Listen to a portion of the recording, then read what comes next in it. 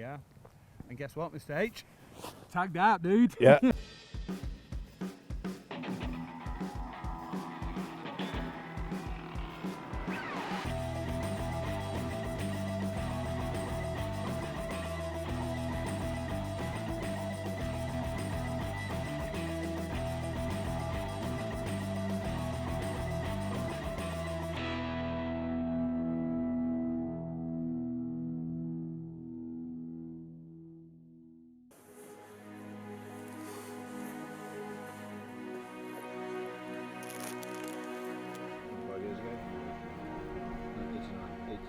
So there we have it, new location for our next day. It's day 13. We flew into this new camp yesterday after retrieving Wildy's bear that he shot the previous night. That was a pretty epic adventure, digging through the alders and finally pulling out a really nice, decent sized boar, very pretty, long in the face, decent body size, lovely pelt. So here we are now in Caribou country. We've seen quite a few up on the hillside last night, over on my right shoulder. And then this morning the sun that have come up the valley over on the left there. So there's plenty of animals around, and it's just a matter now of getting into them. This is camp here, just on that side there. So now we're in Caribou country, and that's the plan. See if we can get a couple of caribou down this next couple of days, and hopefully find a grizz on the carcasses once we've done it. 3 inch uses grizz, and then that's pretty much it, tagged out. So all is good, all is good. We'll keep you posted. Catch you in a bit. Now, I've seen some views in my time, but this ranks right up there with the best of them. Beautiful bright conditions and clear visibility allow us to scour the hillsides in pursuit of our caribou. There are plenty of animals below us in front of camp, but none meet the minimum requirements for harvest, so we must move deeper into the valley.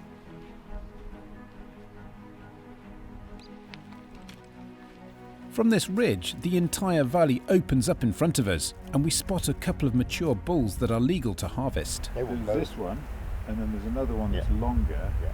He doesn't have quite so many. He doesn't have a palm at the top, but he's got like a saw blade across the top. But it was steel. There's this one, and the other one's longer, but doesn't have the kind of palmation at the top. We take the time to check out all of the options. But the opportunity of these bulls so close together gets us thinking. There's an older bull chasing cows, and the younger trophy bull is grazing high on the ridge.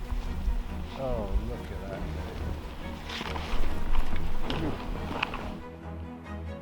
But they are not the only animals out grazing today.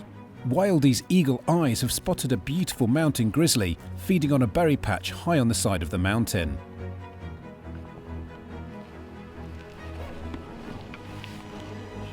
He's a mature boar, and we now have a dilemma. Do we take the bear or the opportunity to double tag the caribou? We move further down the valley to assess the options.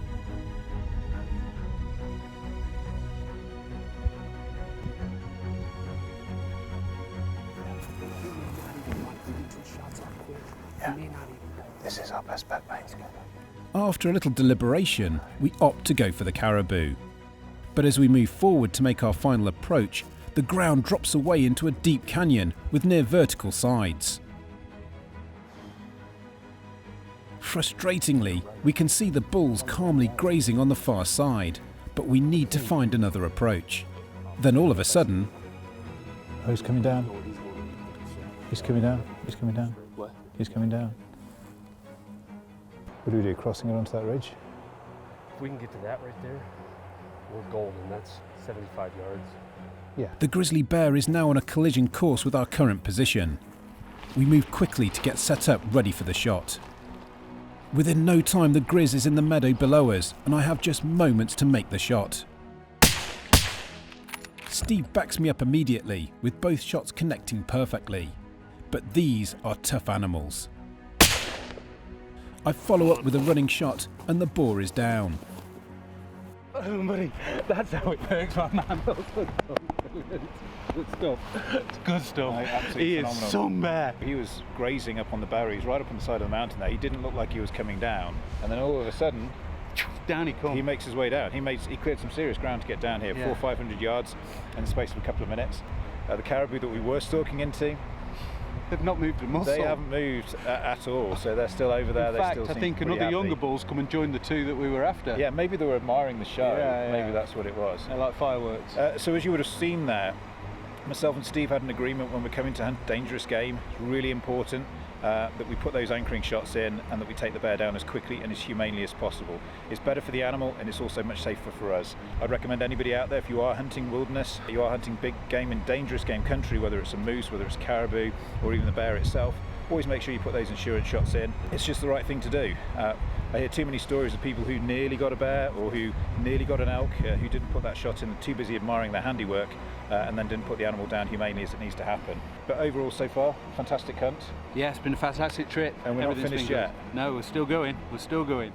So after the unexpected excitement of the Grizz, we leave Tony to start skinning out the bear and make our approach to the two caribou bulls, which are still calmly grazing on the far wall of the valley. With the bulls a little over 400 yards away, we have plenty of time to get set up. This is where the long-range shooting skills training with Andrew Venables at WMS Firearms Training really pays off.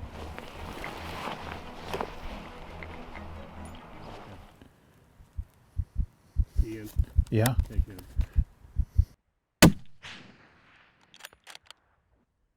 There he is. Good boy.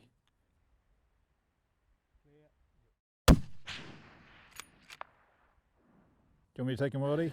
Wait, I've got him. Okay, mate. We both hit him at the same time. Well, there you have it. That's how you kill two bulls in one day. 400 yards, saw two beautiful bulls earlier on. One was a nice trophy. The other one is a magnificent older boy, you know, really deep in the mane, really long beams. And yeah, we took the opportunity. Not often we both get to shoot at the same time in this wilderness country, but We've done it. yeah, we have. Pulled it off. Job done. So my one aimed a little high in the shoulder, so took it straight down, straight off its feet. That's the great thing about shooting 225 grain 338 Hornady Superformance SSTs. They're pile drivers. Steve's hit it nicely in the shoulder, but these animals are tough. So wobbled a few feet up the hill. Took us a while to find the range. Obviously leading an animal that's walking can be difficult over 400 yards. You need to give it a little bit more lead than you'd normally expect, but then he stopped.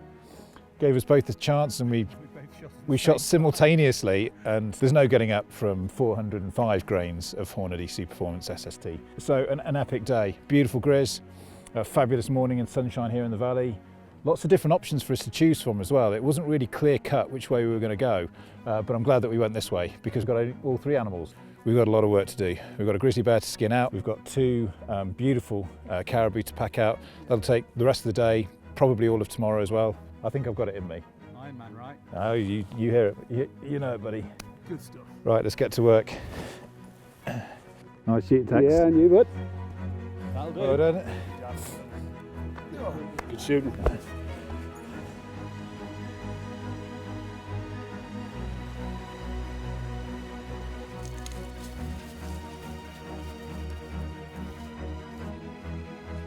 So here we have him, my first ever Alaska Barren Ground caribou. It's been a real privilege being able to hunt him. I want to say thank you to Wildy for letting me take the shot. He was in the chair and then he decided that he was going to let me take this one, so I really appreciate that. But yeah, it's been a great morning. We've taken a beautiful grizzly bear, but this really for me is is the highlight of the trip. This animal is nothing short of magnificent.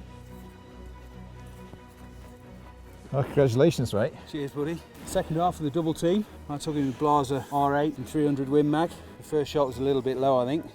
Trademark Wildy, and we sort of put the double hammer on him together, fired at the same times, and that put an end to him. Yeah, he's a magnificent old bull. He's so thick down here. He's a big old boy. So pleased. Once again we divide into work parties and set about the tasks at hand. Wildy and Mark start skinning and butchering the caribou, whilst I head back to Tony to help skin and pack out the Grizz.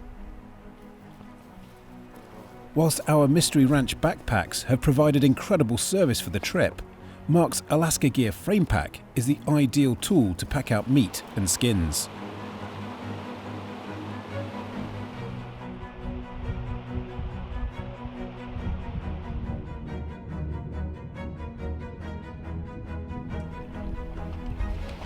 The patch of permafrost above camp doubles up as a makeshift refrigerator to keep our meat and skins fresh.